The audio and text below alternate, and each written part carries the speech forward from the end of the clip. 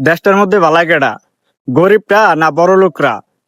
আমরা বই পুস্তকে পড়েছি লোকটি গরিব কিন্তু সৎ। এটা বই পুস্তকেই ঠিক আছে, কিন্তু বাস্তবে না। এখন বড় লোকরা কি করে?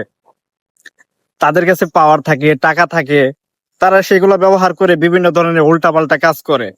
আর গরিবরা, তারা এগুলো পায় না, তারা সুযোগ সুবিধা পায় না, তাই বলে তারা এগুলো অপকর্ম করে না। কিন্তু গরিবরা কি করে না, তাদের সাধ্য অনুযায়ী করে।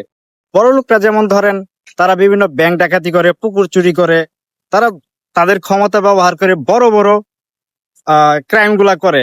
আর গরিবটা কি করে, তারা হচ্ছে এই যে বিভিন্ন ক্ষেতের যে আইল আছে, আইলের সাইড গুলো একটু বেশি কেটে ফেলবে, দুধে ভেজাল করবে, দুধে পানি দিবে, তাদের লেভেল অনুযায়ী অপকর্ম করবে। এইভাবে যার যার অবস্থান থেকে আকাম কুকাম করে।